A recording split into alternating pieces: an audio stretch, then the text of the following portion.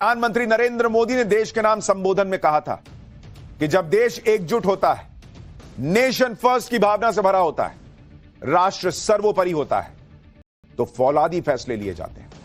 ये फौलादी फैसले ही थे जिससे पाकिस्तान ने ऑपरेशन सिंदूर के 3 दिन में ही सरेंडर करने पर मजबूर कर दिया पाकिस्तान को। लेकिन ये फौलादी फैसले हुए कैसे? कैसे लास्ट मिनट में फैसले बदले गए? कहां बैठकर सीक्रेट जगहों पर यह फैसले हुए? और 90 मिनट में ऐसा क्या हुआ कि प्रधानमंत्री नरेंद्र मोदी ने फौलादी फैसला, सबसे फौलादी फैसला ले लिया? उसकी कहानी क्या है आज आपको बताऊंगा। एक एक डिटेल आज पूरे देश को हम बताने जा रहे हैं और शुरुआत शुरू से कर रहे हैं। आपको याद होगा कि जब पहलगाम अटैक हुआ था तो पीएम मोदी सऊदी अरब में थे और उन्हें वहीं पर पहलगाम अटैक की जानकारी मिली थी। लेकिन वहां हुआ क्या था वो आपको हम बताते हैं। हमारे टॉप सोर्सेज के मुताबिक सऊदी अरब में ही पीएम मोदी ने आतंकियों को जवाब देने का फैसला कर लिया था। सऊदी अरब में बैठे बैठे इसकी प्लानिंग और टाइमिंग रणनीतिकारों के लिए छोड़ दी गई थी। यानी जिस दिन ऑपरेशन माफ कीजिएगा अटैक हुआ था पहलगाम में, उसी दिन ऑपरेशन सिंदूर की नींव पड़ गई थी प्रधानमंत्री नरेंद्र मोदी के दिमाग में। वहां सऊदी अरब में विदेश मंत्री एस जयशंकर मौजूद थे। एनएसए अजीत डोभाल जो है वो प्रधानमंत्री से यहां उनके लौटते ही मिले थे। यानी प्रधानमंत्री ने ऑपरेशन सिंदूर को अपने दिमाग में उसी दिन फाइनल कर दिया था जिस दिन पहलगाम का अटैक हुआ था। आपको याद होगा कि 22 अप्रैल को पहलगाम हमले की रात को ही पीएम मोदी सऊदी अरब का दौरा बीच में छोड़कर भारत लौट आए थे। तब देश ने वो तस्वीर भी देखी थी। पीएम मोदी की यह तस्वीर आपको याद होनी चाहिए। उन्होंने एयरपोर्ट पर उतरते ही सीधे एनएसए अजीत डोभाल के साथ हाई लेवल मीटिंग की थी। वहीं एयरपोर्ट पर यह तस्वीर देखिए, दुनिया हैरान रह गई थी। विदेश सचिव वहां मौजूद थे, मिस्री साहब, अजीत डोभाल। पीएम मोदी के लिए गाड़ी का दरवाजा खुला, वो गाड़ी में नहीं बैठे और वो एयरपोर्ट पर सीधे वहीं पर हाई लेवल मीटिंग करने लगे थे, क्योंकि वो वहीं सऊदी अरब में मन बना चुके थे कि पाकिस्तान को मारूंगा, ठोकूंगा। ये उस मीटिंग की तस्वीर है। इस मीटिंग में इन लोगों को कह दिया गया था प्लान बनाइए, मारेंगे। हमारे सूत्र बता रहे हैं कि उसी वक्त पीएम मोदी तय कर चुके थे कि पाकिस्तान को तगड़ा सबक सिखाएंगे और रगड़ेंगे।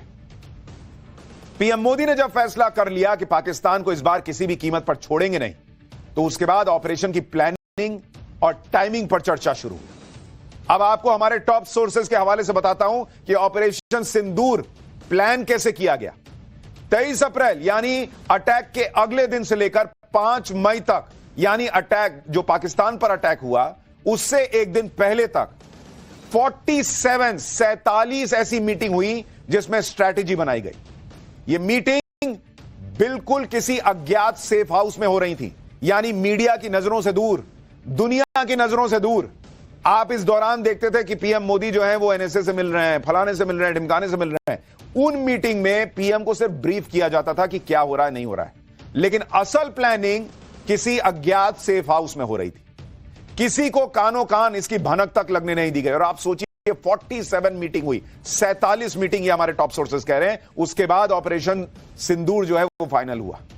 इन बैठकों में एनएसए अजीत डोभाल होते थे, सीडीएस जनरल अनिल चौहान होते थे, army chief general Upendra Dwivedi होते थे, air chief marshal AP Singh और एडमिरल दिनेश त्रिपाठी। अलग अलग रणनीति के हिसाब से अलग अलग बैठकें भी हुई और एनएसए सभी बैठकों में शामिल रहे। लगातार मीटिंग्स में स्ट्रैटेजी बनती जा रही थी, अलग अलग एक्शन प्लान पर चर्चा हो रही थी, लगातार ब्रेनस्टॉर्मिंग की गई कि पाकिस्तान को अगर मिट्टी में मिलाना है वहां पर आतंकियों को, तो ऐसा क्या किया जाए जो पाकिस्तान भी सोच ना पाए। आतंकी ठिकानों पर कैसे सटीक स्ट्राइक की जाए जिससे यह ऑपरेशन कामयाब हो सके। टॉप सोर्सेज के मुताबिक लगातार मंथन के बाद आतंकी ठिकानों पर स्ट्राइक की प्लानिंग फाइनल हो गई। आतंकी ठिकानों पर स्ट्राइक करने के लिए 3 प्लान बनाए गए थे इन 47 मीटिंग के बाद। प्लान ए, प्लान बी और प्लान सी। तीनों प्लान के असेसमेंट के पैरामीटर तय किए गए। इनमें प्लान्स के असेसमेंट के पैरामीटर सक्सेस रेट 0 to 5 के स्केल पर तय किए गए कि भाई जैसे प्लान ए है उसके सक्सेसफुल होने का कितना चांस है। 5 मतलब एकदम पक्का सक्सेसफुल होगा, 0 मतलब बिल्कुल नहीं होगा, 1 मतलब थोड़ा चांसेस हैं गड़बड़ होने के।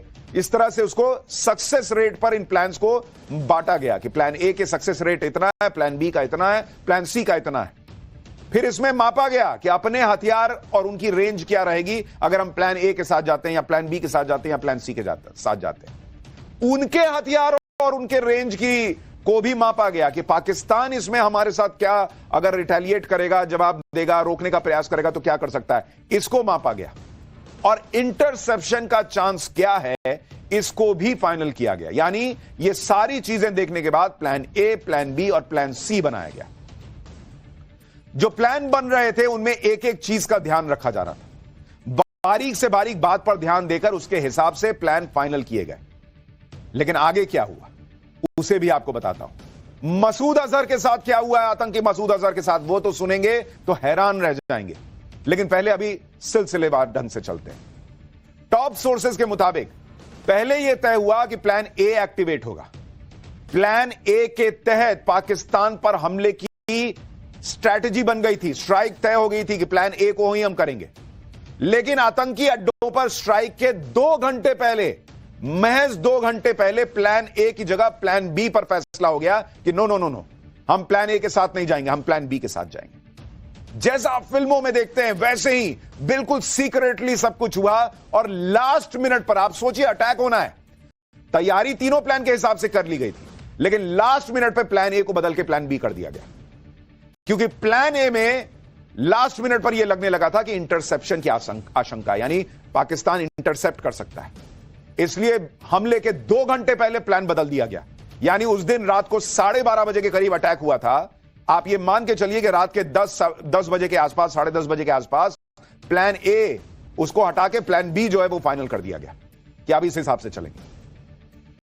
और आप तैयारी देखिए भारत की कि प्लान बी लास्ट मिनट आया, लेकिन उसमें भी भारत ने फोड़ दिया पाकिस्तान। एनएसए अपने घर के वॉर रूम से ऑपरेशन को मॉनिटर कर रहे थे।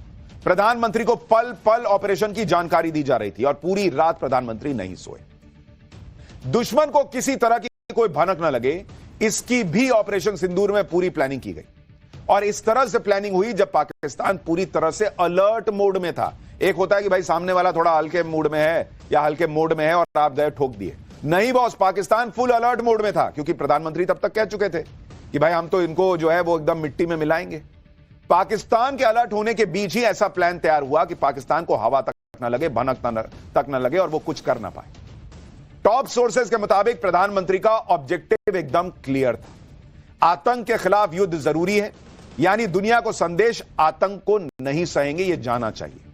यानी पाकिस्तान को संदेश कि आतंक झुका नहीं सकता, यह भी संदेश जाना चाहिए और देश को भी यह संदेश जाना चाहिए।